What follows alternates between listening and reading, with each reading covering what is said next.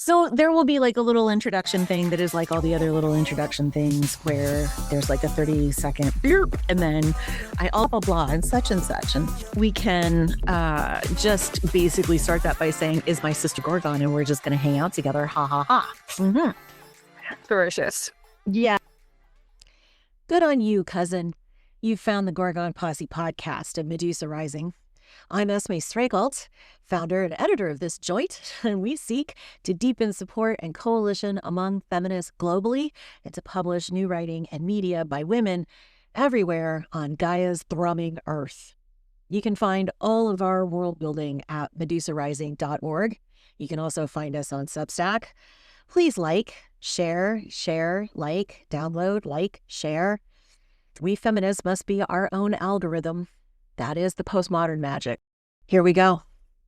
Yes. But what we are doing here, to get a little bit serious, is recording either part 1 or 2 or 3, depending on what order they come out in, of a series of podcasts around embodiment and what that means in terms of the movement, what that means in terms of radical materialist feminism, what that means in terms of in actually inhabiting ourselves, which is a huge part of what I mean by that word, is coming back home down in here in the animal creature. And the other sections are going to run off in other directions, but I think we're going to talk about it a little bit more in its kind of historical and theoretical and maybe even capitalist dimensions. I feel like that may be where we're headed. But also, we'll just do whatever the hell feels good for a while. Like, put that down. Yes. Yes. And I think as well, looking at the notes, the argument for a new framing of an embodied, holistic and erotic sexuality is really, really important. And it's something we've just got to have the conversation about, because it's not happening. We've either got, uncritical sex positivity, or we've got de facto sex negativity, which is then lumped in with being porn critical. And I think, and you can be completely porn critical and then also really want a fantastic, loving, holistic, embodied sexuality. These two things are not mutually exclusive. So yes, anyway, let's save the good stuff for the podcast and start rocking and rolling. I think that is the good stuff. I mean, we can start right there, because this is one of those like partially real, partially manufactured schisms in feminist history. And as you know, I have been on a little, let's say, roll about the problems of schisms of various kinds among feminist communities. And this one had a complex origin, as many of them do. Partly the sex positivity, third wave, high heel pole dancing feminism came in, and right on its coattails came gender identity ideology, right? Like those things just sort of flowed into one collective thing. Yeah, and I think as well, so I didn't hear the recording chime and I was like, oh shit, this is really good. I don't want to lose it. Good, great. I think one of the problems that we've got is that third wave feminism is blamed for queer theory, and actually queer theory has got nothing to do with kind of feminism proper. I think queer theory hijacked a lot of feminism, and that again goes into empathy hijacking, where you've got people who really want to change the world, want to do things to make the world a better place, and then the people who are predatory then hijack off of those people who want to do good, because the people who want to do good don't have a predator mindset. And so you have the predators going, oh, I can get in here, because predators always look for loopholes. And third wave feminism was essentially the queer elements of, or the predatory elements of queer theory's loophole. So it meant it could just inject itself and then start spreading. And so the people who really wanted to do good then started spreading this, and now it's to the detriment of women. And that's a real problem, So, and the other thing as well is there's there's a very big difference with different routes of doing stuff on a pole versus dodgy pole dancing in a club where you've been trafficked. So, for example, like if you look, like it was a whole fucking con actually that women were sold, like, oh, you need to be naked to grip the pole. Bullshit! You can do it in jeans if you want to. Like, there was this whole thing. I've seen a few kind of male pole dancers who do this, and it's always a show of athleticism and strength if they're kind of heterosexual guys. They've done stuff around things like construction sites and doing dancing on kind of construction site studio sets, all of this stuff where there is nothing sexual about it at all. It's all about feats of strength and athleticism. And there's also historically a bunch of other, I think there's like an Indian tradition as well, like almost like an Olympic sport where they see how far they can literally jump up a pole. So the very fact that you want to do something on a pole isn't the problem. The root of where this particular strain came from is the problem. Well, yes. And the mantra that, you know, stripping is empowerment, right? Like, that was an element of the third wave. And you're doing a very good job of like the properly elaborated footnote to, and they all flowed together, because that's that's how it happened. Was sort of these more predatory mindsets found their way to use the attempt at like refinding feminist joy. That is how that third wave thing kind of started out, but it very quickly became just kind of a knee-jerk critique of second wave radical feminism, because somehow the third wave feminists got convinced that porn is also empowering, right? Like all sex work is empowerment, and that led to a pretty easy attachment onto that, from the more predatory elements of gender identity ideology. And then that in the academy became the queer theory thing that ooched feminism out the door, you know? It's very true. And so, and that kind of like series of phenomena happening there, that all become this like one big problem, right? Because that made it easy. Let me finish this one thing. The thing that made it easy was that the young, once again, part of the schism was that these younger third wave feminists who showed up in the academy with a great deal of style and a huge amount of enthusiasm, got told by a bunch of second wavers at conferences that we really needed to tone it down and stop wearing the makeup. And what is this? What do you wait? Just a second. What? Because makeup isn't, I mean, it doesn't have to be a compliance with power, right?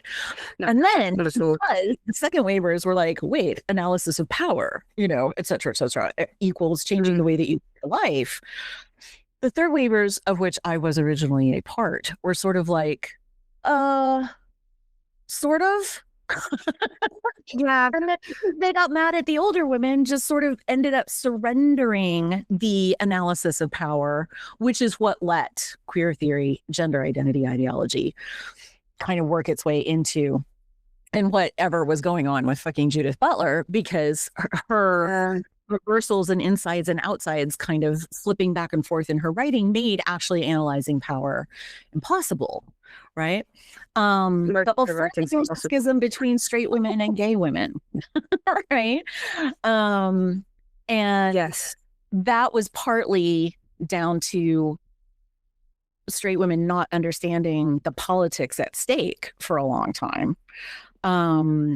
As inclusive as the original radical feminism was being, that just got fractury, because the pressure from the outside, from the default world, just stays on you no matter what you're doing. And so a misunderstanding can become a full-blown schism, right?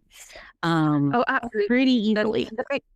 And the thing is as well, again, that's to do with the social policing, you know, like whether you want to call it an instinct. I personally think it's an instinct, because it's to do with trying to keep a group safe. And a lot of the time, you know, women were kind of charged with that. You know, but there is a social policing instinct or a social policing motivation, if you disagree with the instinct theory, where women end up policing each other. And that's happened a lot in kind of second wave spaces where I've been. I mean, I'm lucky now with Women Create that I do have a place where people who are second wave, third wave, whatever, can come in, and there's a beautiful melting pot and there's no drama and it's wonderful, because we all go, we're here for the same thing, and we've managed to create this ecosystem. But when I've gone into those second wave spaces, it's always been, oh, why are you wearing lipstick? Why are you dressed like that? You know, people raising their eyebrows. And that's also happened, as I said before, that's also happened with women who've left prostitution because they haven't thrown away every single pair of fishnets they've ever owned. Magically, they're the enemy. And there's been rad femmes who have been pointing and laughing at them when they're trying to tell their story, going, oh, look what she's wearing. And they've never come back to the movement. That's a net loss. Yeah. That's going to be a net loss to the movement. You've lost that woman's story because you weren't there in sisterhood with her. Because you were policing her. Because you were policing her appearance. Yes. And there are cadres of rad femmes, I'm doing quotation fingers, who operate in a very socially policey, very Puritan kind of way that was not essential to the original radical feminism. The original radical feminism was incredibly supportive of women in prostitution and exiting prostitution and didn't make those kinds of judgments. But in a kind of iterative process over time, external pressure, seeking group safety in a world that keeps staying super duper unsafe for all kinds of women.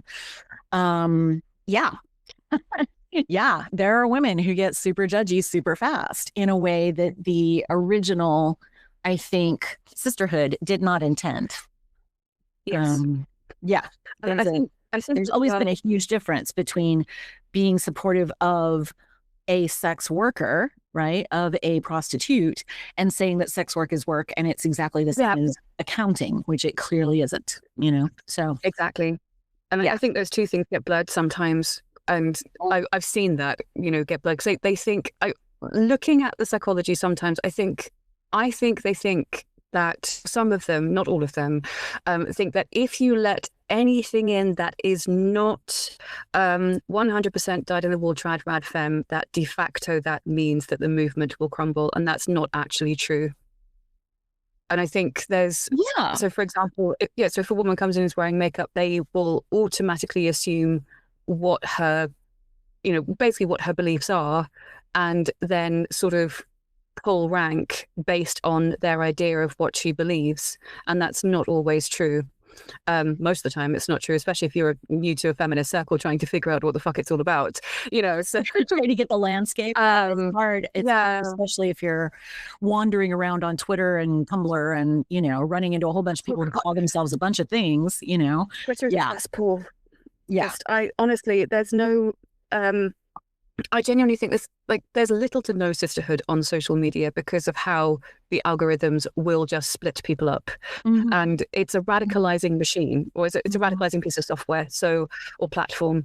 And as a result, you will find people who started off moderate just suddenly going at each other's throats. And all that serves really is the dude who owns the platform, because he's getting money off of your engagement while you're at each other's throats. And it's, you know, and I think as well, because of how fever pitch the discourse always is, that it's de facto, it will set people up, and it will set people off as well. So you'll be more on a hair trigger because the environment is hostile and it will bring that out of you. And I've been of the persuasion we definitely need to find another way to engage online, which is not Twitter. And you know, I wished we had a platform as big as Twitter for women who wanted to save the world. And maybe that's my next project. Who knows? I mean, have enough going on. Yeah, there's like little ones developing, you know, there's like Cloven Hooves, there's like, you know, a couple of sort of feminist Reddit style spaces that are developing that so far don't seem to have become war zones, you know. Fantastic. Yeah, so far, you know, and some of them have like, please take our quiz before you enter this space. Like, you know, let's make sure you know what you're talking about and that you are legit and that you won't be mean to us, which I think is totally fair. You know, like there should be maybe a little entry bar which helps limit the social policing, because then you're not being paranoid that you've accidentally, let in a spy or a saboteur, right? Because those things are real. Those are real actions that people choose to take, And then there's a difference and then there can be a lot of sensitivity around a difference of even terminology, right? Like the thing that you're calling trad, rad, femme, I would call more of a Puritan streak in radical feminism, because traditional, quote unquote, OG radical feminism wasn't judgy that way. Mm-hmm. Right. So there can be misunderstandings made or taken very easily because we move real fast and don't stop and talk about real fast the thing that we really mean. Like when you're talking about trad, rad, femme, you're not talking about Andrea Dworkin. You're not talking about Audre Lorde. You're talking about a sort of Puritan, almost. You're talking about a part of the movement that politicized our bodies and our sexualities as much as patriarchy does, but just in a kind of reactionary, shut it down, absolutely not kind of way. Yes. And it's the thing that also, I agree with you. And I think as well,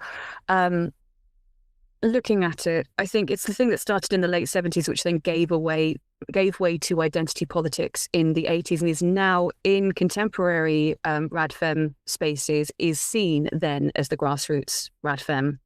So it's almost like co-opted the trad rad femme ideal, and like almost as an interloper. Just so I think I also, but if I say the puritanical element that evolved from radical feminism in the late 1970s, it's not as catchy as trad rad femme. So maybe if I, so maybe it's like rad femme, or just So, but I agree with you there, because also I think as well from my own personal experience, which also made me feel absolutely terrible in my own body, if I'm honest, and that relates to what we're saying today. There was a lot of that social policing, which ended up just making me feel like shit. And I don't want any woman to feel like shit. There's too much at stake for us to be doing this to each other. And I noticed as well, there's also an asymmetric intelligibility that happens a lot of the time. I mean, we're in a kind of Tower of Babel situation worldwide now, I think, because of every single echo chamber that's evolving. It's fucking ridiculous. But so I noticed as well, if you come in and you're like, so I obviously exited the BDSM scene and all this other stuff, and I kind of came in after detransitioning and so on. And, I'd read my Dworkin as well. Like I wasn't a stranger to radical feminism. Like I read Dworkin and a whole bunch of others. And, but when I came in and everything was so, how can I explain this? So it was very, I'm not going to use the term strident because that's used against us, but it was like the way things were being said sometimes. I'm not going to tell women to police their language because I don't think that ever worked. But I think it felt like a lack of nuance with the conversation. So it meant that I ended up feeling absolutely terrible about myself. So when they were like, oh, like all makeup is patriarchy, well, it's not. Like evolutionarily, it's not. So that makes you feel like shit. And then like people who were like poking at my corset going, oh, can't you breathe in that? I'm like, well, if anyone knows about my story, I'm missing a portion of my spine because of all the crap I ingested. So, I have two options, right? I can either walk around with one while it's out, or I sit down and stay at home. Would you rather I stay at home? Like, I don't think you would. It's like, I think you would have me just stay at home going, ow.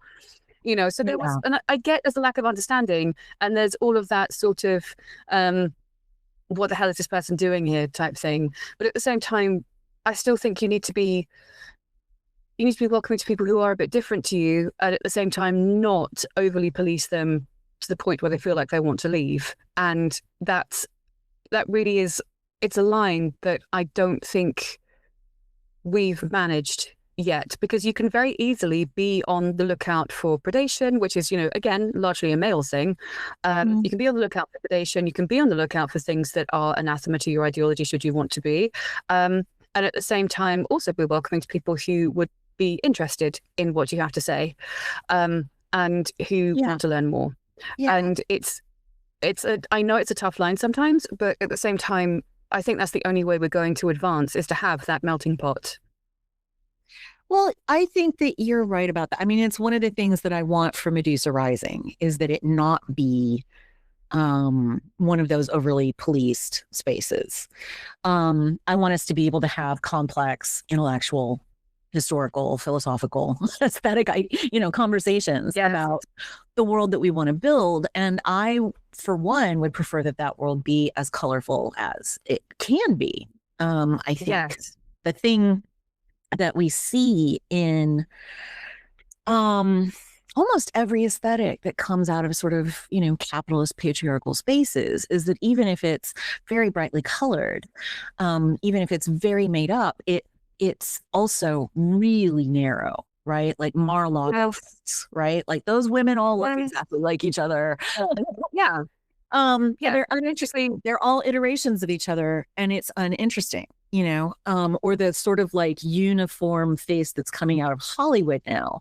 All of these very differently gorgeous actresses are coming to look a lot like each other, right? Because I think they're all going to the same plastic surgeon. And I understand I'm not saying that the fault is with them for going to the plastic surgeon. I'm saying that the fault is with the desire that's being imprinted on them is this same face. Whereas what you and I are imagining is a world where everybody's face is different, and some of them are colorful and some of them are not. And that's not a question of power, and that's not a question of complicity. I don't think. Yeah. And I mean, I get that, a lot of feminists and radical feminists are feeling pretty paranoid about who's in their spaces these days, because we have experienced women who call themselves feminist and radical feminists turning out to be saboteurs to the movement in one way or another. And that is destabilizing in a way that is kind of a political echo of how that desire for same style of woman that comes out of patriarchy, which has no imagination, knocks us out of our bodies, right? Like, let's get this back to the embodiment part here. Part of why being in a female body is difficult, complex, painful, is that most of us are not going to participate in that same, let's just call it Mar-a-Lago face for the time being. And I actually think it's to do with, so just to interject for a second, I actually think it's an algorithmic flattening. And I think it's to do with a mixture of pornography and a mixture of Instagram and a mixture of TikTok, where you're seeing essentially the face that we're seeing is an homogeny of nearly every single race put together to make a median face.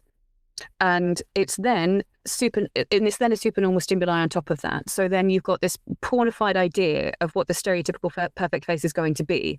And that's also then being pushed into a neotenous frame. So what that means is that it started off looking like an adult woman. And because of the pressures of pornography infiltrating our algorithms, the women feel pressured to look younger and younger and younger and younger, to the point that surgeons in China are making mid-20s women look 13 years old.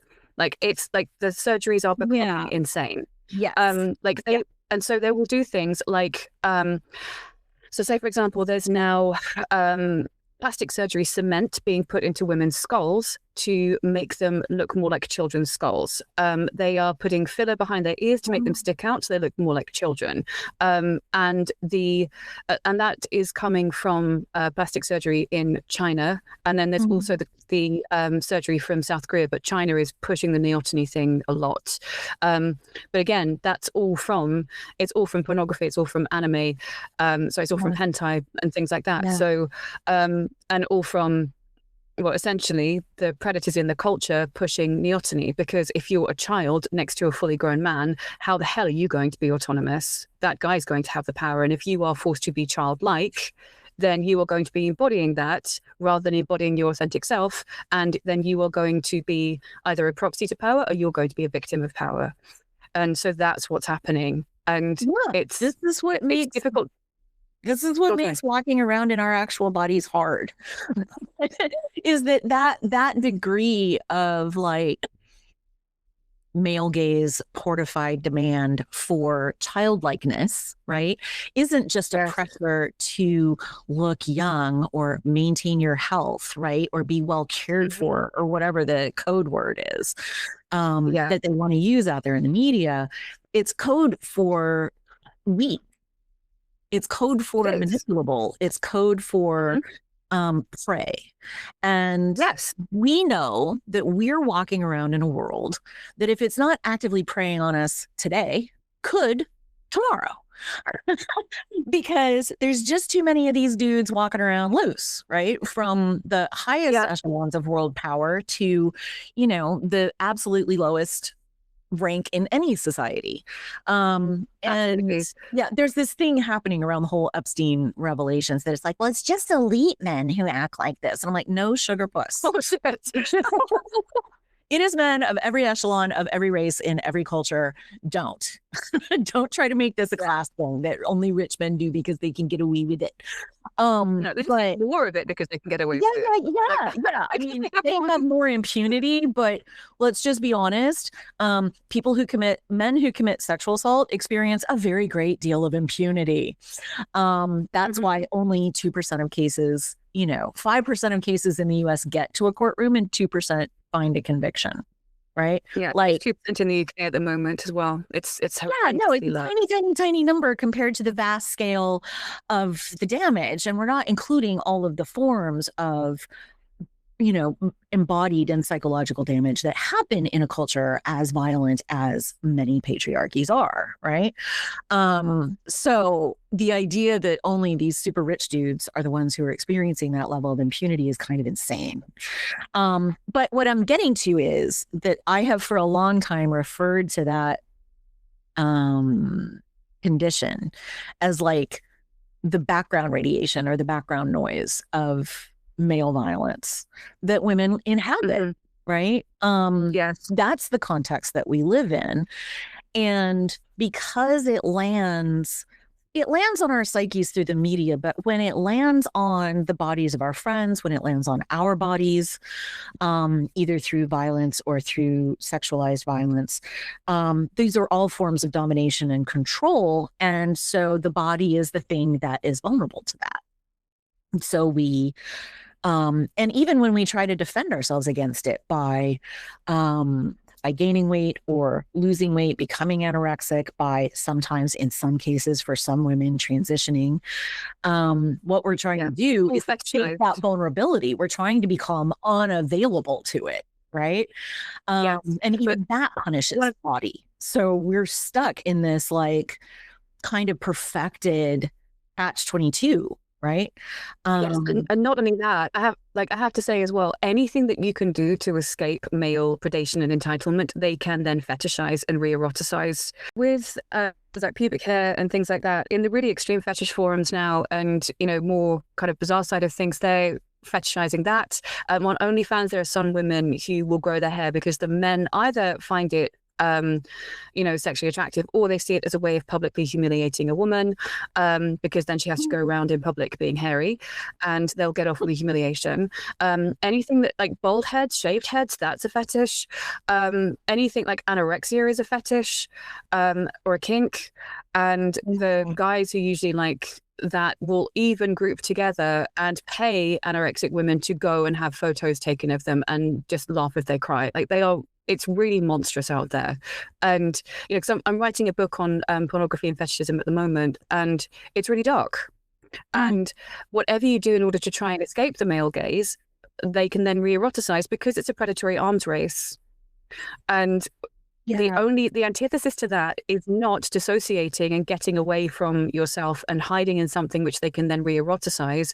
The antidote to that is embodiment and living on your terms and living the way you want to, in a body that is full well is yours and is not the property of anybody else's. And that's why embodiment is so important, because whatever you do to get rid of the male gaze is not going to work. There will be a guy out there who will re-eroticize it. Yeah, that's one of the things so this is what makes conversations around embodiment and pleasure and enjoyment in sexuality and adornment of the body as a way of telling it that you love it, right? These are, it's difficult because what you're talking about is not like there is a look, there is a manifestation that can be safe or be genuine or escape patriarchal domination, because anything can be sort of turned into a fetish, right? It's sort of like any any outside movement can eventually be turned into a capitalist trend and sold to the masses, right? Like it's the same mechanism.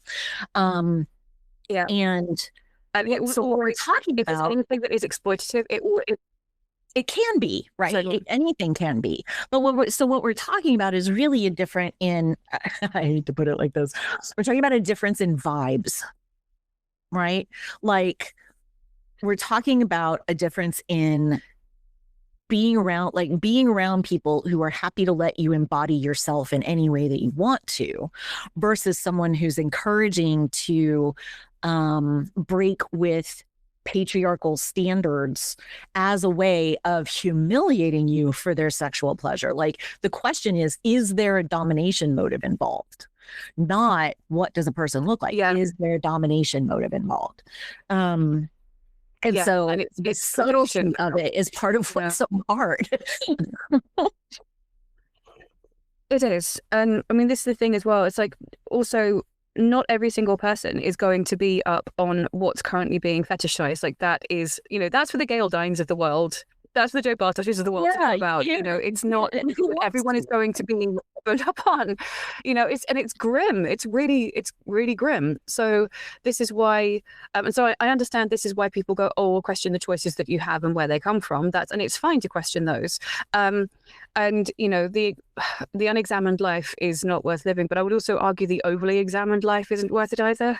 So you have to think about what makes you feel good, what is helping you feel grounded in your body. And, so from my own personal experience, I've always loved really, really, really, really extreme makeup. That's been with me since I was a child. And that was me playing with body paints, playing with face paints, really enjoying getting my face painted. And that was devoid of any male attention. That was just me really enjoying color and enjoying the mind state that you can get, like a flow state you can get when you're painting your face. Because if you're creating a piece of artwork, so say for example I'm doing a face paint photo shoot or something, if you're creating a piece of artwork and you're in a flow state, you're leveling up your skill set, you're enjoying the color schemes that you're putting on your face. And that's all fine motor control skills, as well as having something that's aesthetically very beautiful on your face. And that has got fuck all to do with men. So that love of aesthetic adornment isn't, I must look good for the men's. These are two very different things. And of course, there's some people in the world who've decided that body art should be pornified. And that's made me even more rigorous in defending it, because it's not the domain of people to come in a predatory way and start stealing what is 500,000 years worth of evolutionary art on human beings. You're not having it. It's ours. Fuck off. Like, go away. So that's right. And that's really, that love of makeup, really extreme makeup. I remember, my first boyfriend absolutely hated the fact I really loved extreme makeup. And I remember him, like, so he also did makeup, and he at one point did a makeover for me and made me look like a trendy, and I ended up crying. And so he wanted control over how I presented myself in the world. So he'd basically taken me when I was kind of like really outrageously alternative, gone, I'm not into that. But he was like, oh, I like you, but I want to change you. And then essentially instructed me how to do my makeup. And this is also why I'm very vociferous in, maintaining my aesthetic, whether people like it or not, because that is something very intrinsic to me as a person, as an artist, as someone who likes exploring the world. And I've always had, men trying to control that and trying to say, oh, well, like I even had it on a bus one day where, so I was on the bus kind of going home, and this guy was kind of clocking me, looking at me, and I'm going, what is this guy's problem? And he was like, well, I think you're a nice girl, but you need to come back normal. And he thought it was fine to just say that. And was like touching my clothing and going, oh, what's all this? You need to come back normal. And I'm going, no, this is what the fuck off. God, like, who the hell are you? Mr. Rando on the bus. And the guy was 65. I think I was about 19 at the time. This guy was 65 and telling me exactly how I should be looking. So that is patriarchy. Me adorning myself in spite of other men, you know, like saying what I should be wearing or not, is not patriarchy. Liking a bit of color and joy in life is not patriarchy. That control over a woman's body is patriarchy. And if I fall into a Venn diagram where some guys think what I'm wearing is attractive, well, I'm not going to be thinking about them, am I? I have shit to do. So I'm not going to care. I care very much. Like I even when I die, I'm going to have in my mortician's notes, here's how you do my makeup. It's going to be an open casket. Like it's going to be full on, you know? So yeah. Yeah, no, I think there's a lot of there's a number of ways that we reclaim ourselves, right? Or a number of pathways to reclaiming ourselves. And for you, it's this very bright sort of dragon goth situation that I see you having. Love that. Like, you know, I once said, and I've meant it, that you are the closest thing to a human dragon that I've ever met. And and that is a compliment, you know, but that's one way of reclaiming yourself from situations in which others have controlled you and have in fact harmed you, right? Yeah. So it is also a way that it's like, I remember this really popular look back in the 90s when I was in graduate school was, you know, wearing a really adorable sort of like princess cut floral dress and combat boots, right? Like, I love it. Yeah, like Doc Martens anyway, not really combat boots, you know, and this was a way of kind of subverting that expectation that women be cute. Yeah. But it let you be cute and also have your Doc Martens on at the same time. And what I loved about a look like that, right, was that it was a both and kind of thing, as opposed to a rejection or an acceptance. And that too, occasionally at conferences got me, you know, tisked for a little too much compliance with the patriarchy. And I was like, look, these dresses are really comfortable. I'm just going to wear this. Yeah. But, you know, if I went out with my friends, in fact, I remember I was wearing exactly that outfit. And I went back to my little bitty hometown in the Midwest and went out with some friends to go dancing in the local bar in the little bitty hometown. And some dude reached out and shoved me. Jesus. Just out of nowhere, you know? And I was like, wait, what is this? What's going on? You know? And yeah, turns out the problem was I was not, you know, meeting the code for small town Midwestern femininity with my pixie haircut, my floral dress, and my Doc Martens. And that was the second time I was very nearly in a fist fight in public. Oh, Jesus. Yeah, that's a whole different situation. But the code is fine here. The code is not fine here. You know, your way of claiming yourself so that you feel comfortable and safe is always going to upset or alienate or discomfort someone somewhere. And part of being able, I think, to stand in our, Jacqueline is going to call it authenticity in a lot of the work that she does, right? Or in our embodiment, is to keep moving around as yourself, even though sometimes there will be a price. And to try very hard to understand that price is going to be there, but also to resist paying it when possible. You know, it's not easy. It's never easy to be different, right? In fact, that's always been kind of a like a low key insult in the Midwest. Oh, that's different. you know? Is that on Bless Your Heart, or is that Wes? Like, the southern part is not quite. That's different. That's a whole other level of baby. You are fucking up right now. All right. I thought Bless Your Heart meant fuck you. Is that right, or have I got that wrong? No, it means. I mean, it means a lot of things in that realm. You know. Okay. It usually has more than rejection. It has condescension built into it. I see. Like that you just can't quite really do it. Oh, okay. Yeah. Okay. Go for it. Yeah, it's really, it's a very catty sort of, oh, bless your heart. Got it. Yeah. It is rejection. It is that you are doing something wrong, but it's not like aggressive like that. But the thing is that among feminists, right, and one of the reasons you and I both want all of us collectively in the sisterhood to stop giving each other such a hard time about this is that the world out there is going to give us enough of a hard time anyway. No matter what we do, as we were speaking earlier, no matter what we do, some dysfunctional freak on the internet is going to be able to turn that into a fetish to get off to. Exactly. Or some, super Puritan preacher is going to turn it into a sign of your sin or whatever, right? So we do best as we sort of unstick ourselves from any of that, right? Try to keep, and it's always sort of processual. It's not a thing that you just wake up on Tuesday and like, I'm free, I'm liberated. It's a constant turn. You keep working, keep letting it's not even work. It's really about, that's the thing. It's not really effort.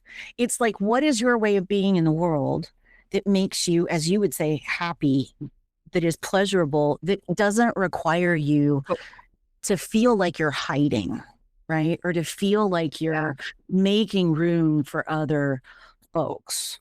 Right. That in that space, somewhere in that space is a thing that's going to feel real and let you move with as much of your energy and your skill as you want to bring with you, Yeah. That to me is like what an embodiment is. Yeah. And it's so important for women as well, because we're still, especially now things are regressing so rapidly because of porn and Tate and all the other malcontents that are in the brosphere. It's really difficult for women to be embodied because, especially if you're much, you're younger and you're, say for example, like 19, like between 16 and 20, especially when you're kind of on the tail end of puberty, you're trying to make sense of the world. You're trying to get yourself out there. And it's, first of all, that's a difficult time in and of itself anyway. But secondly, you now have all of these toxic bros saying, oh, this woman's a 10, this woman's a 6, this woman's a 5. You want to be a 10, you want to be high status. And then the men they're interested in are aping these toxic blokes. And so it really does become an act of defiance to go, actually, I'm good, thanks. You guys can do what you want to do, and I'm just going to stay here doing my own thing. And I do think there's a lot of women who are thankfully kind of rejecting this, especially kind of like the late teens, early 20s who are now coming up, but also going to come with a lot of fear because they're not going to have the same strengths as douchey men who can essentially attack them. And I think this is also why sisterhood is so important, because if these women are just coming up in the world and they need guidance, they should be able to turn to women who've had more experience or their elders in order to go, I'm really scared, what do I do? And if you don't have that, because we keep having this thing historically where we make strides, we get fractured, we lose our grounding. We make strides, we get fractured, we lose our grounding, we lose our roots, because there's so much fallout. We have to have this, like, we can speak to Medusa Rising, we can speak to Women Create, we can speak to this lot, we can speak to that lot, we can have these women as, if not role models, they can give us advice. It has to be there that they've got some kind of rooting where they're told it's okay to be themselves. So I have a couple of like women I talk to who have had, and at the moment, they've had a really hard time in their own rad femme circles because they think collars look really cool. Okay, they don't care about being submissive. They don't care about, looking like they can be led anywhere. They just think, the little sparkly collars with the spikes on, that are just kind of punk, and they just think it looks cool. And they're like, yeah, it looks really sparkly, it looks really punk. I just want to wear those. And they stopped turning up to rad femme meetups because of how the women were talking about women who wore collars, women who wore things that are a bit alternative, and they felt like they didn't belong anymore, so they just left. And that's a crying shame because this woman has one of the women I'm speaking to has a lot of rad femme sensibilities, and she wants to have sisterhood, and then that's been the thing that's made her leave. And this is a prime example of, when you police women and they end up having fractures within the sisterhood and they have to leave, then they don't have anywhere to go, and they feel sort of, how are they meant to be grounded in themselves if the very thing that brings them joy is then going to get them policed by the people they want to be associating with? Yeah. It's so there's a lot going on just in that example, right? One of the early splits in among feminists over sexuality and style had to do with arguments in favor of BDSM as a way of taking power back, right? Sorry, I lost you there. Had to do with arguments about BDSM as a way of taking power back from patriarchy over our bodies and sexualities. This was back in the early 80s. And it led to a thing that the feminists now sadly refer to as the sex wars. If people want to look up that history, they can look up that history. And I think I heard a bit about this. Yeah, part of what was at work there was that even in some of the arguments made for domination and submission especially among lesbians, it was that the very arguments even sort of represented a patriarchal structure as much as it was trying to avoid it, right?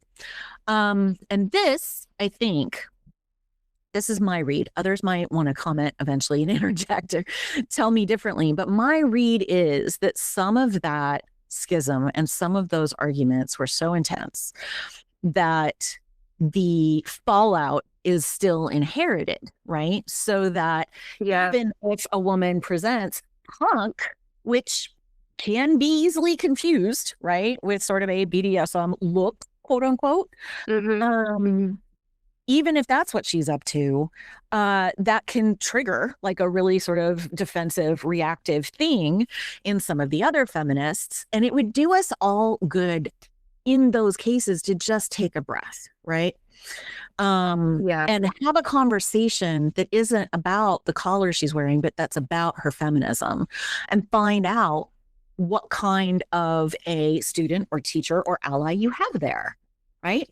There's a thing we want to do, a lot of women who are in the movement want to do, which is be the hero. They want to be the teacher. They want to be the one that's right. They want everyone to follow along in their style and their footsteps. And it doesn't help us because following isn't sisterhood. Following is coalition. Policing is meant to create following and or rejection. That's not going to help us build complex, grounded, real communities that will let us build some actual power to change the world so that people stop hurting us so much. It goes back to social policing all over again. And the thing is as well, I think it's very difficult. Because, so in the BDSM scene, women are policed enough, women are abused enough, and they get really badly hurt. And when they leave, so I know women who've been really badly damaged and they've left, if they leave and then they go to a Radfem group or meetup or conference, and then all they're met with is suspicion and hate, they'll generally just leave, and they'll feel like they're in a no man's land where they go, okay, so I don't fit in with this side. I definitely don't fit in with that side anymore. Where do I go? And then usually these women have gone through serious sexual abuse and trauma, so they're already dissociating from their bodies, and they're trying to find a way to become grounded and to make sense of things. Their head's usually spinning, and then the very people they're meant to find sisterhood with then seem to de facto reject them. And so they end up they just essentially end up adrift. I think that's a crying shame, because and I also think as well, there needs to be some kind of nuance talking about it, because, and this is probably going to be controversial for people, but that's okay. I'm okay with controversy. It's been my entire fucking life. So BDSM is a set of kinks, but not all kinks are BDSM.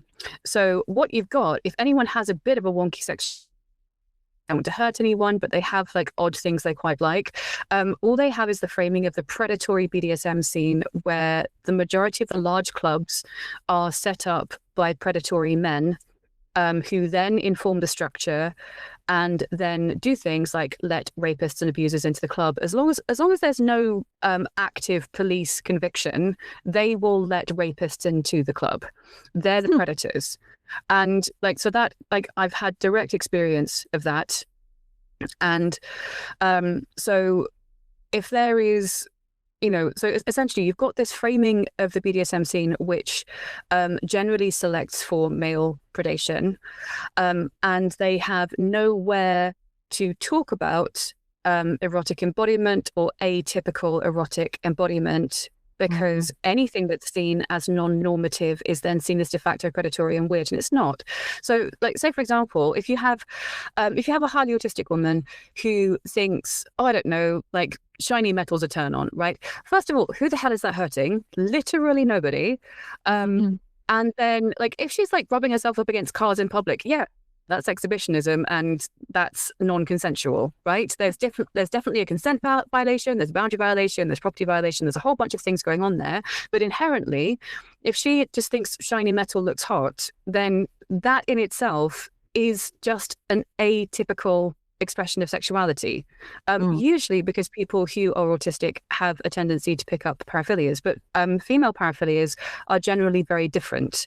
It's usually about textures, it's usually about exploration, it's usually about curiosity, and it's usually slightly odd. And I think there needs to be a way of going, okay, well, you're not actually wanting to hurt anybody. This is something that's atypical. And okay, well, we don't have to indulge it, but we also don't have to kick you out for that. And that's not saying violentizing, right? If you take the and boundary violation, the way of domination, using a thing as an expression of violence, right? That's where you can tell that that something predatory and patriarchal and has entered the scene, right? Yeah, and I make this I'm making this argument in my book actually because, so for example, someone is into wax play, for example. So wax play is when you drip wax on somebody. So there's multiple ways of doing this. So it's the intention and the empirical harm. So there are very low temperature candles. They have a low melting point. So if they drip on you, you're not going to get burned. You're not going to experience blisters. You can have an erotic experience, which is not going to give you empirical harm. And the person who is doing this with you, if they're just doing this because they're like, oh, I really want to make you happy and you want to make the other person happy and you're both really enjoying each other's bodies, what's the problem? But then that's going to be a world apart from someone who's been trafficked in a Berlin basement, who's having the hottest wax stripped on them because the guy who's paid for her wants her to burn and blister. These are two different things. Yes. And because we don't have the nuance and the language to speak about it in any kind of radical feminism, and this is where I think radical materialist feminism is going to come in, because it is about embodying yourself and embodying your sexuality, because there's no talk of this atypicality, it means the only framing that a woman has, again, is the predatory fetish scene. And we need to take the power away from the predatory fetish scene and understand where these atypicalities come from, and that an atypical bad. And you're right about it, the violence being bad. And it's like, if there is a sadism driver, so I put it a sadism driver in. And so if there is a drive for dominance, a drive for humiliation, a drive to make somebody submit, a drive to break a person, these are predatory, and they are going to be essentially like, if that's a pattern of behavior, that's bad. You know, so that person is going to want to break someone. Like, that's the most obvious thing, right? Yeah, no. What the dynamic is doing is, you know, this is true of a lot of men who purchase prostitutes. This is certainly true of the entire sort of upper echelon scandal of the Epstein class that we're seeing, this sort of like criminal cabal, right, that is designing the world that we live in. I mean, literally, these are the people who wrote the laws and made the trends and designed the platforms. And, you know, like, they're literally. Well, he designed tween, didn't he design tween culture and lingerie for tweens? Basically, yeah. No, not him personally, but one of the people behind it who was with him. Yeah. Name right now. The guy with L Brands, the limited. He was also into that part. But the thing is yeah, I mean, like, you look back over the last 20 years and like, oh, that was there, and that guy was there, and that guy was there, and that guy was there. Like, these people built the world we live in, and that's not okay with me, because they're not okay, you know? They're empty voids full of weird need. But what's happening in that, let me get back to what's happening in the dominating form of sexuality there, that what's happening in that particular scene with, say, the hot wax, right, or with prostitution, or with these assholes who have designed the world, is that they're buying their own embodied pleasure at the expense of her disembodiment. Yeah. All of it is working that way. It's all buying some male pleasure at the expense of female disembodiment and alienation from self. By disembodiment, I mean an alienation from yourself, not just an alienation from the world and feeling like you're outside, but actually being alienated, made alien to whatever it is that you would be left to your own devices. Yes. You know, left to a society of people who care for you. Right? As opposed to a society of people who are just taking stuff out. Yes, and you're right. And there's a book I'm reading at the moment called The Body in Pain. And essentially, Elaine, that is one of the books. Yes.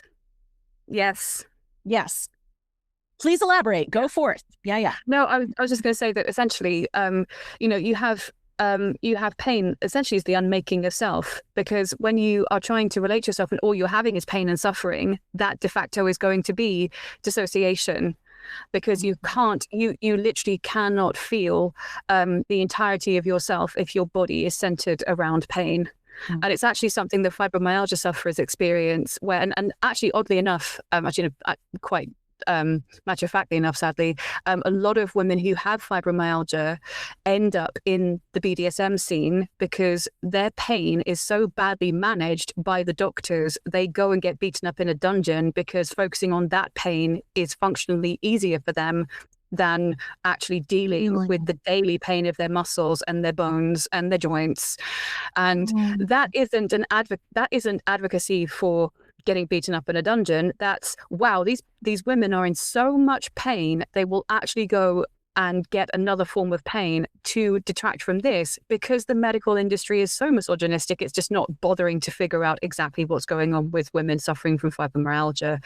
And so these women are going around dissociated and disembodied, and they will have a temporary endorphin high from that interaction, and then they'll then carry on with dissociation. And generally the men who are doing this as well, they don't actually care about making this woman happy or taking their pain away. They care about domination. They care about subjugating a woman who's already in pain. And they're very good at hiding who they are. Very, very good at hiding who they are. and they often hide in community groups. They often hide on panels. They're often community leaders. They're even as well in different charities, and also in the LGBTQ elements of different political parties. And I mean, we had the Green Party famously here. American Protestant churches. I mean, yeah, exactly. You know, yeah. And so, like, how are you meant to have that full embodiment when even the medical industry is not taking your pain seriously, and you're trying to stay grounded, and you're constantly being unmade, psychologically unmade by your own body? I mean, essentially, you're being, and most of the women who have fibromyalgia, they start getting it as a result of sexual abuse and trauma, and then their body has responded to that trauma. Yeah. And then obviously ignoring the trauma that's happened to it. Yeah. Yeah. And we found out recently actually that there's pain producing antibodies that are generated by women who have fibromyalgia. And then they go to the pain receptor sites of the body. And so this is literally your body creating pain. I'm happy to send over a study. Yeah, do. Absolutely. That would be a very cool thing to include in the show notes for people to have a chance to learn about, because I didn't know that there was a way that the body would enhance its own absolutely. And it happens with stress as well. So if you are in the middle of a flare and you're really stressed, or the stress is creating a flare, then you end up producing more of them. So is this how arthritis works? No, there's a whole other kettle of fish, and there's multiple different types of arthritis. Okay. So let's not. Okay, so I'll say a very quick one about one type of arthritis, which is rheumatoid arthritis. And the reason you experience pain with one type of rheumatoid arthritis, so this is seropositive rheumatoid arthritis. So what will happen is your body will generate something called anti-CCP antibodies, which will then attack, I think, the synovial fluid between your joints, and then cause breakdown. So that's only one small element. But yeah, your body is essentially turned on itself. So with any autoimmune disease, your body is turned against itself. And a lot of women who experience rape, trauma, abuse end up with autoimmune diseases. So, and I think as well, if you do not have, like globally, if you don't have ways of women actually having justice for the sexual violence that they have endured, then you're going to end up, first of all, like, how many women have blamed themselves for sexual violence? Then they don't have any access to justice. Then the rape crisis centers have men in. Why do you think that there's this rise in autoimmune disorders? It's not just coming. Yeah. No, the terrible thing happens to you, embodied creature, and then the world pretends nothing happened, or that you shouldn't have a problem with it, or that it's your fault, or that, and you wind up not only kicked out of your own physical being, but you're also then psychologically, sometimes also physically, kicked out of your own community, or you happen to live in a community that will stone you to death for such a thing. The inability, and that's part of, I think that's the part of the trauma that almost all women are carrying around, even before it happens, is that that if it does, there's not going to be justice. There's not going to be support. There's not going to be real help necessarily. Your community is not necessarily going to hold you and care for you. It's one of the things that it's one of the conditions that we live in that brings women coming into feminist work and into the movement looking for a little bit of shelter, right? And sisterhood. Yeah. Spaces aren't safe, whatever. But shelter, right? Some kind of acceptance and sisterhood and a little bit of comfort. And they enter in through the political work. And I've wished this for a long time, that we could do sort of two tracks of feminist effort with each other. And one of them is centered around being some shelter for each other that is trauma informed, because most of the women who come into the movement have been traumatized. That is very often how bad patriarchy sucks. And on the other track, do the activist, political, thinky, cultural critique, work, so that we're not trying to do our activism and our coalition building as our sisterhood, because they're not necessarily compatible all the time. They're two different modes of relating to each other. And if we could find a way to hold them, but not ask them to be the same thing, right? To teach each other the difference between having your idea challenged and being told that you are a bad or wrong person, right?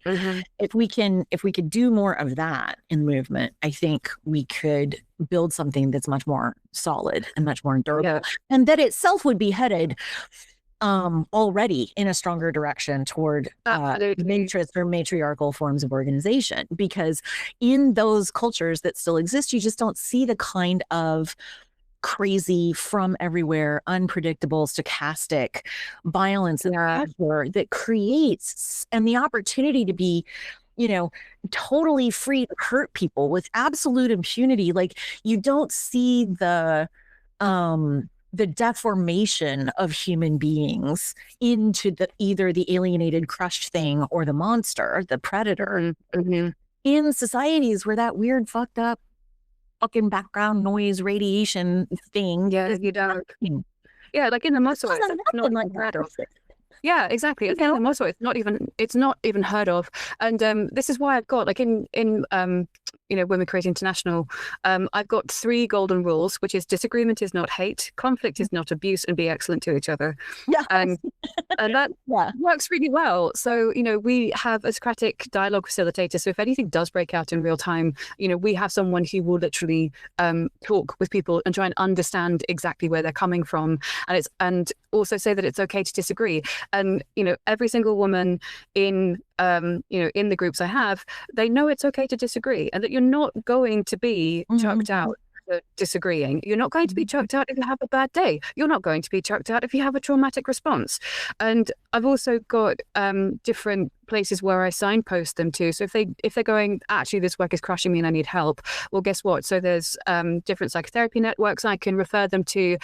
There's feminist support systems, like different charities that run different kind of self-help groups and different courses that I can refer them to and things like that, because I don't want a woman to think that she has to do this work, A, at the expense of her mental health, or B, if she has a bad day, that everyone is going to turn on her and think she's crazy.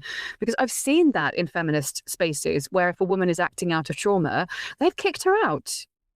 And I've gone, that's disgusting. Like, she's having a traumatic response. And on top of the traumatic response, just denied her sisterhood and called her crazy. You've done exactly the same thing that patriarchy has done to her. And she's going, like, that is going to be a really deep wound for that woman, because now she has betrayal trauma because you told her that you were trustworthy, that sisterhood was here.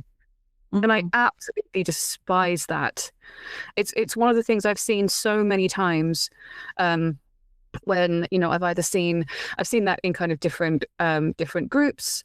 I've seen that in different podcasts. I've seen that in different activist circles. And ultimately, it just makes me really, really sad, because I know where that's going to lead. It's going to lead to either the collapse of the group or the collapse of the women who've been thrown out of those groups.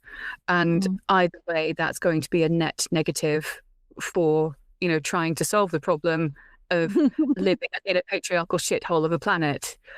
Which is one of the reasons that I wish that we had, one of the things that's always a pressure for feminist projects is that we are so desperately under-resourced, right? Like, even officially sanctioned feminist projects or, women's humanitarian work on planet Earth, they receive 1% to 2% of the total humanitarian funding in the world.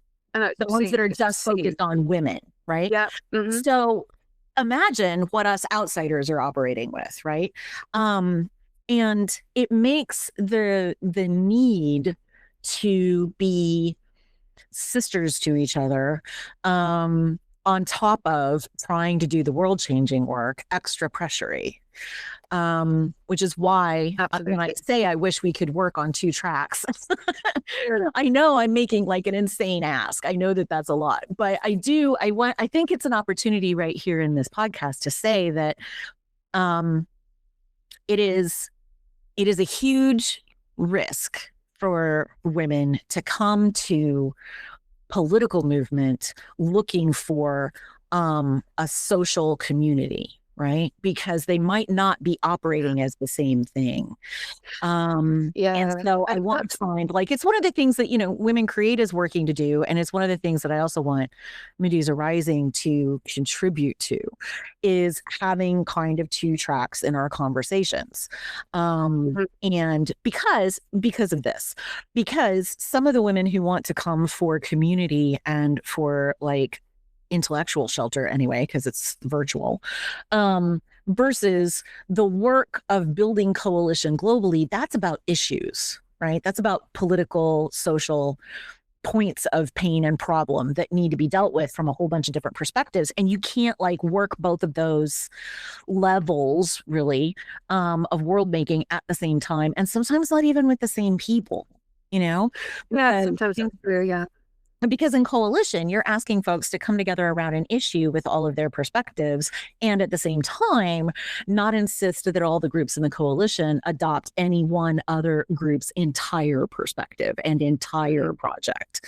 And so that kind of partial, temporary depth building, right, kind of coalition is a very different operation from the kind of both intellectual and emotional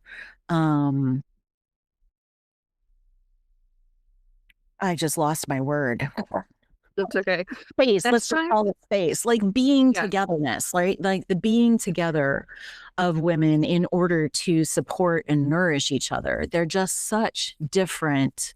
That's what sisterhood means to me in Medusa Rising. It's that active, intentional work of nourishing each other in our bodies and our spirits.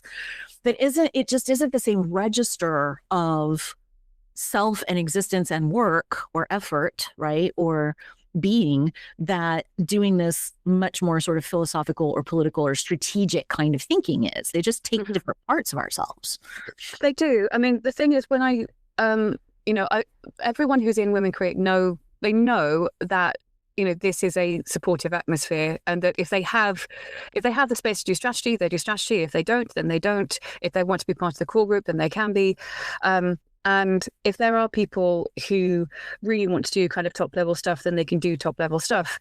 And it's to do with, essentially, they know they're going to be supported, and they're not going to, even if there are fallouts, even if there are disagreements, they know full well they're still part of Women Create, that they're not going to be kicked out for a disagreement. And I think that's really important, because if you can, hold these disagreements, know that we're different people all working towards the same goal, that's actually, like, to me, that's the golden ticket. That's the golden rule, because not every single person is going to be exactly the same as everybody else. That would just be a toxic homogeny. Yeah. So, and actually I find the difference very, actually very strengthening, because it's not, the differences where they're not pulling at each other, they're contributory differences, where everyone puts in their inputs, they put in their opinions, they put in their research, they put in, their outlier experiences, and that in turn, because we're all collaborating and working towards the same thing and really enjoying the space. This is the thing, I really wanted the space to be joyful. The fact that it's joyful also then is a morale booster, and that also makes women excited to, be a part of the events. And I think joy is a feminist issue. I've said this, for years, and I believe joy. It's true.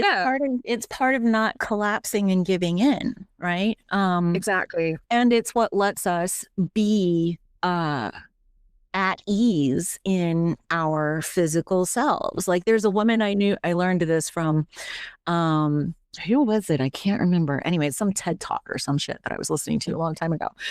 And she said that one of the things her mother always did when she saw you, when she met people at the door, when she picked the kids up from school, when something cool happened, she just wiggled in her body. She just wiggled with happiness, just in little puppy. And the woman said, try it Try it in your life. I dare you to wiggle and feel bad at the same time and feel sad or depressed or angry, because the gesture itself really does kind of just move this energy around that lifts you a little bit, you know? I love it. I love it. Yeah, just this like just a little, oh God, it's so good, you know? And that just, I mean, I'm feeling better now just having done it in my chair. But that flow, what joy is a flow state, right? And to create it in a group of people, what you're describing is a group of people who are what the military would call mission focused, right? We're working on the project together. We're not trying to make anybody queen of the project. We're just working on the project. We're working toward this experience. We're building toward this goal together. And that isn't the same thing as everybody trying to get totally acknowledged, right? Or get all of their needs met in this one place. It's people coming together for a purpose that is larger than themselves. And, you know, they say that in church all the time. Yeah, I have a community that's, you know, it's about being part of a community that's larger than I am. You know, it's a project that's bigger than me. And I'm like, well, God is very big, I guess, from what you all say. But the thing about that way of organizing, that way of working together, is that it is kind of inherently matriarchal, because matriarchal clans are interested in creating the well-being of the clan. Yeah, right? That's everybody's in on that project together, right? Yes. And it's, you know, when you're in a community where people are pretty consistently all engaging in creating the well-being of the community together, that's what you learn how to do. That's how you learn how to be with them, right? Yeah, it's true. You don't have to cut off parts of yourself, which means that you're less likely to be alienated from your body, which means that, you know. Yeah, exactly. And it you know, it's much more grounding work. And it also, you know, the other thing as well as I wanted to say is it's okay to have a leader for a project. So there is a tyranny of structure that happens a lot in feminist movements, where you say there's no structure or there's no leader, and then the most toxic person seems to become the leader or takes up a power structure, and it all falls down. It's okay. It's okay to have a leader. It's okay to have a role. It's okay to know what your role is, and it doesn't mean that because these things are clearly defined that magically that's patriarchal, because it's not. Like understanding, like say for example, if you've got someone like, so Claudia Clare was my curator for the last Women Create International Festival. So she's the curator. That's brilliant. That's her role. She knows exactly what she's doing. It's clearly defined. She knows where she's going to go, which artist she's going to look at. She doesn't then have to deal with the boots on the ground stuff in terms of getting the ground floor ready, which I would be doing. Or you know, setting up chairs and tables, which is what volunteers were doing, or doing stewarding. And the thing is, these are all necessary components for a functioning event, and they're also necessary components for like a functioning group. If you have different different people doing different things. And that doesn't mean that because there is a role, therefore the rest of you is cut off. It just means that you have this role. And not only that, there's a way of doing it where you can expand and grow. So what I've got and the way I operate is, say, for example, I've got someone who's a steward, and they want to do something else. Like they have a really beautiful piece of artwork that they want in the activist section. Okay, bring it in. Let's have a look. I did this activisting stuff back in the 70s, and this is really cool, and I've got nowhere to talk about it. Okay, well, we've got a space on this particular panel. Would you like to be a part of it? Rather than, no, this is your role, and that's all you're going to do. Like, so it's not about reducing a person to a role. It's about, okay, well, this is your role. If you've got other things you want to give to us, like, go right ahead. I am ready to listen. And I think that's a really positive way of doing things. Yeah, exactly. And I think it's a really positive way of doing things, because it means you're not defined by your role. You know what your role is. 'Cause the thing is, humans operate when they know what their role is and it's clearly defined, but they also have room for expansion and growth. So it means that they're held, but they're also not confined. They're not imprisoned. And I think that's a really that's a really beautiful way of working, because it means you know, so far, like I've had some really, really amazing experiences where I've had like original Gugenhiem women who've, not just been part of our discussions in our panels, but then they've run kind of little guerrilla workshops, and they've done art exhibition bits as well. And it's been really, really beautiful. And they are some of the coolest women I've ever met, you know? Oh, yeah. So, you know, it's about that. And God, sorry. No, go ahead. No, I was just saying, just having that way of operating, I just think to me anyway, it's a sweet spot, because you get the most out of the people who want to give the most. And then if you have people who just want to do the one thing, they're contained with the one thing, and they know if they want to bring something else, that I'll always listen. And you have there also what a balanced, grounded body needs. This is the interesting thing to me about like bad structures and good structures, you know, nourishing structures, and let's call them depleting structures, maybe the extractive ones. Yes. Is that they work at the micro level, they work at the mid level, they work at the macro level, and they kind of keep doing the same thing in slightly different forms to slightly different degrees, right? So yeah. What happens in an organization that has both order and spontaneity is that there's balance, there's structure, people know where to go to get what, how to do the thing they're supposed to be doing, et cetera, et cetera.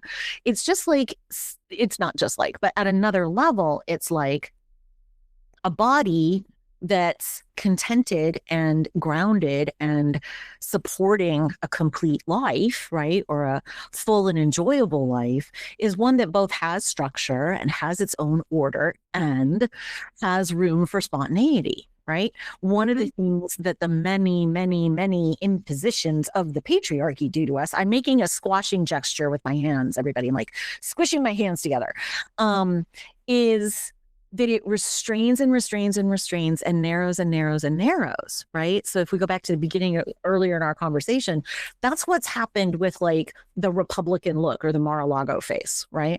Is that what are many, many, many, many, many expressions of womanliness and femininity are getting squished down into one. Mm-hmm. And that pressure squoozes a people, to use my favorite not word. It just squishes a person out of themselves, right? Out of their own beingness. So it also, you'll notice if you watch these people's faces, how they move and don't move, their bodies, how they walk. When you can see them on video, there's a lot of ways that they are not moving. Yes. That are very natural ways for human beings to move. But they can't do it. Their clothes are too tight, their heels are too high, they're too uncomfortable, and their faces don't move enough to let them really show the spontaneity that they're having and feeling. Right? Yeah, there's a lot of tension. I when I've seen videos like that, I've seen a lot of tension in their bodies. Like there's a stiffness, there's a self-policing, a rigidity. And it's actually it's quite frightening to watch, actually, like how much of themselves they've kind of, you know, shaved off and maladapted to fit this particular role.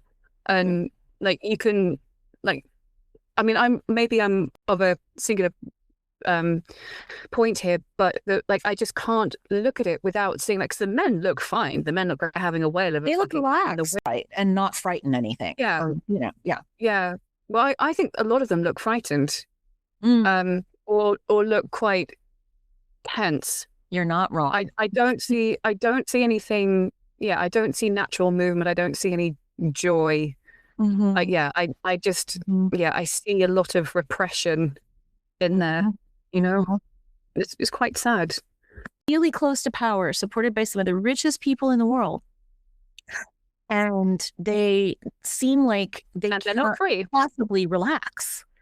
They should be the most at ease of any of us, right? By sort of class capitalist logic, but they're really not. No, they're really, really not, right?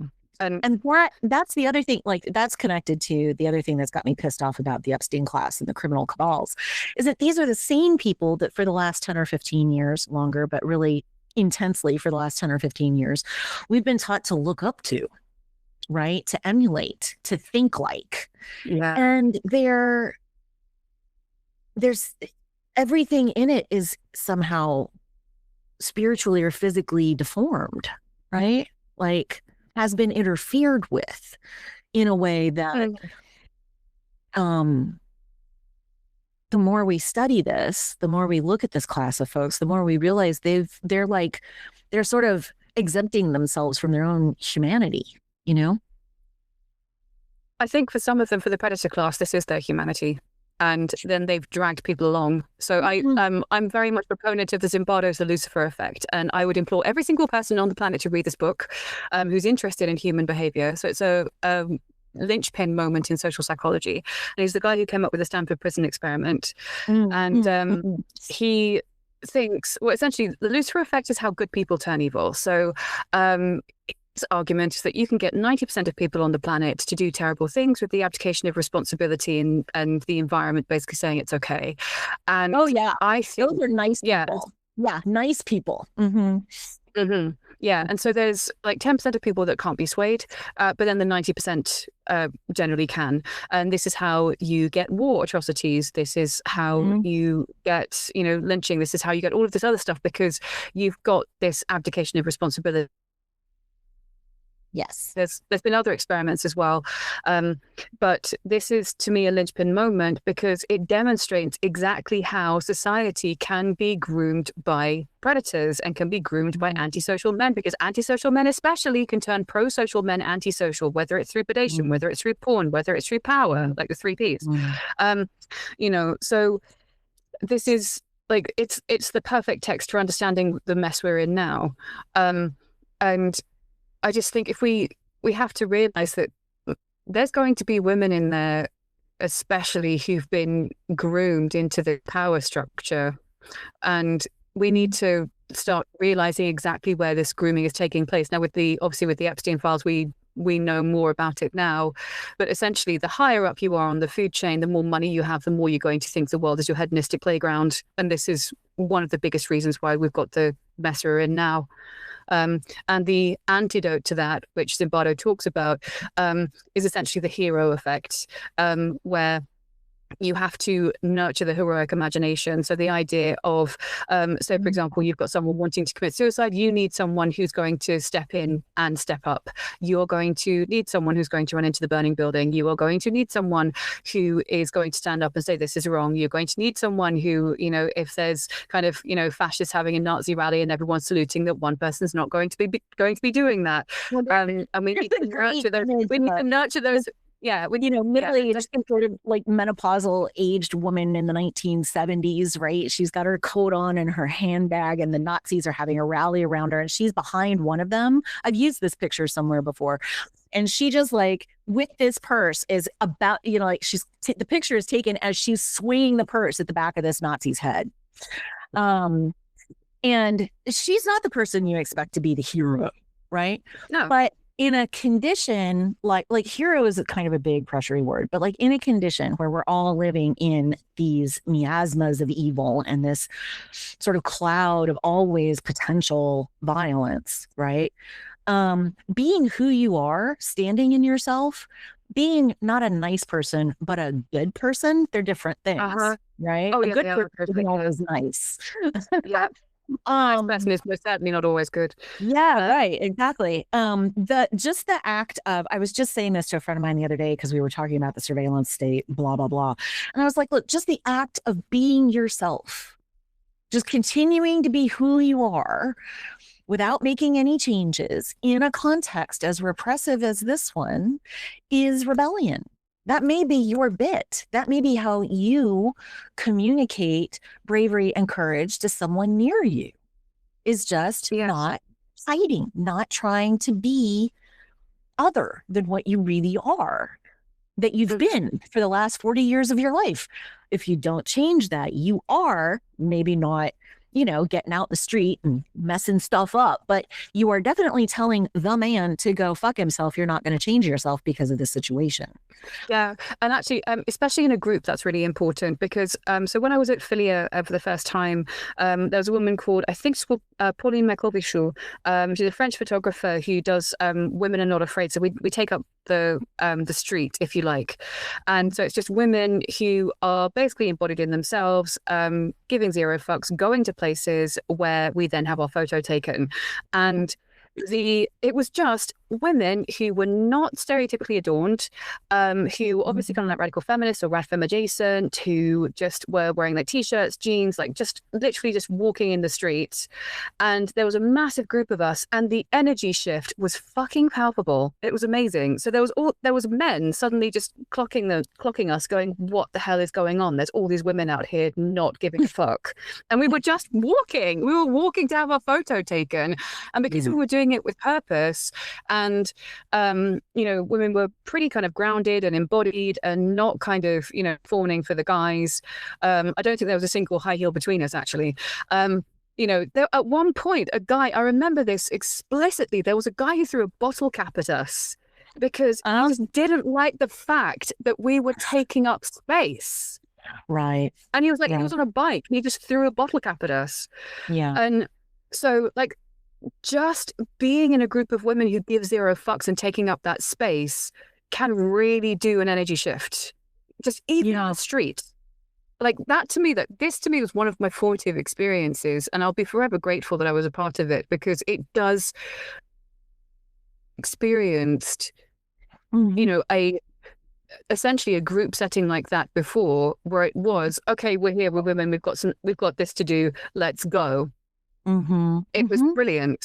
And I think we actually need more of that. I think, wherever possible, I think Women Are Not Afraid should be kind of a global phenomenon, because like just being in a group on the street taking up space is it's just wonderful. Just the air around you, and it's like it does. One of the feels amazing. No, it's incredible. I mean, women's space, women's time, women's culture, these are essential. We need places to go where we can just relax away from that little bottle cap throwing asshole, and all of his slightly larger, more terrifying predator friends. One of the things about this series of conversations we're doing is that you and I have been talking about embodiment in a sort of general and I think kind of more historical and theoretical sense. But some of the other conversations in this series are going to talk about embodiment in a much more practical avenues into grounding, into pleasure, avenues into hanging out in yourself in that confident, easy, relaxed way that aren't about, you have to be brave enough to give zero fucks. There are days when I give zero fucks, and there are days when I give 110 fucks. 100%. Yeah. The room for it. There isn't a standard of, I am totally unafraid. Like, I am totally unafraid on Thursdays, and on Sundays I'm a little more asleep, however the situation is supposed to be. But because being unafraid is kind of exhausting in America. Yeah. Well, I can't remember who it was. Oh God, sorry.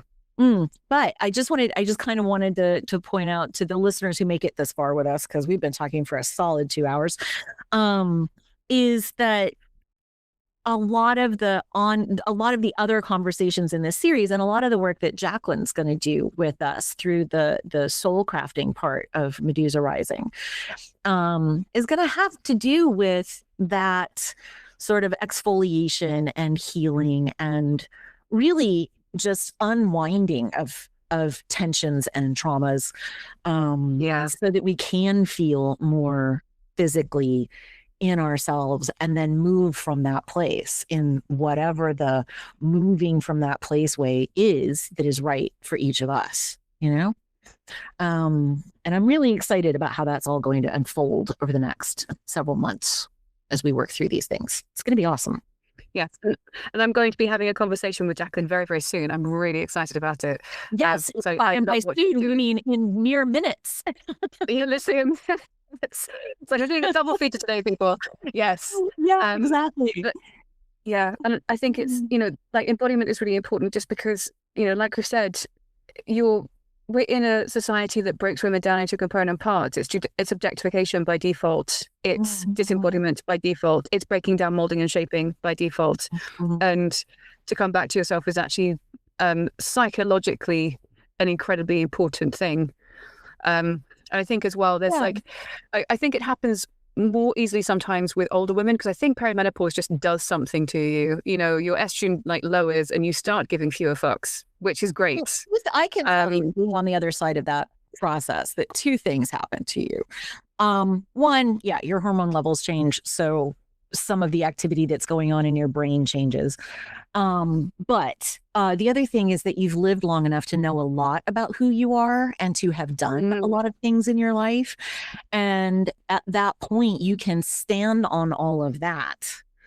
And just say, yeah, sure, whatever, fuck you. You know, I wrote a book, I did things, I got a PhD, I survived X and Y, I raised 3 children. I don't know if anybody knows how to, I didn't, but you know, I have friends who have. It's like, you've been through some life in a way that young people simply can't have been yet.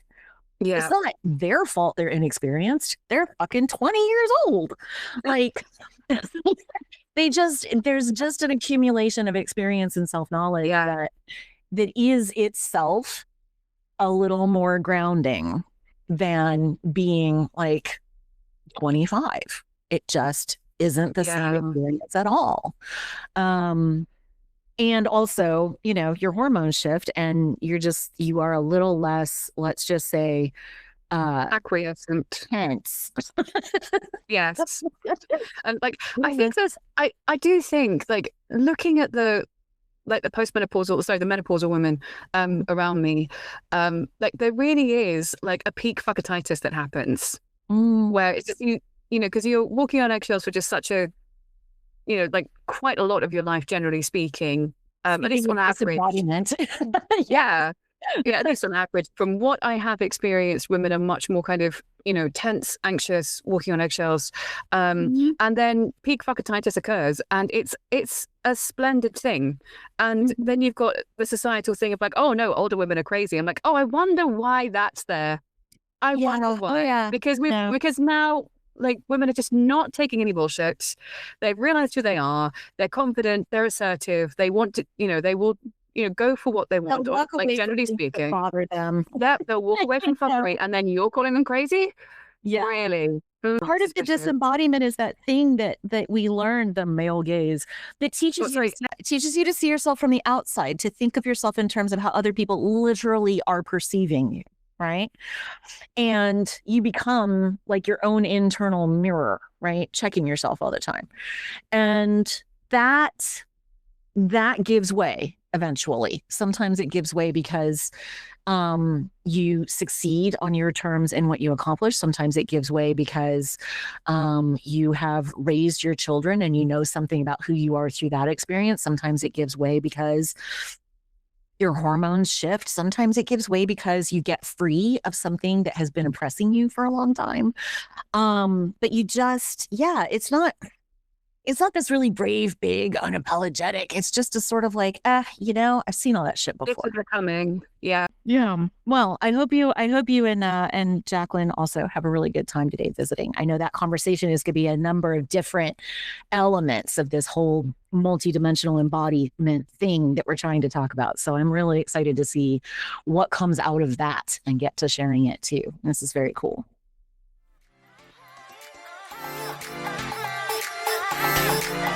Thank you, cousins, sisters, fellow travelers, for the gift of your attention. Your life energy is as precious to us as ours, especially in these apocalyptimistic times.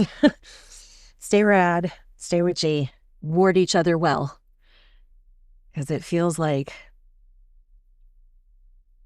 a good time to look after each other. Okay, catch you next time.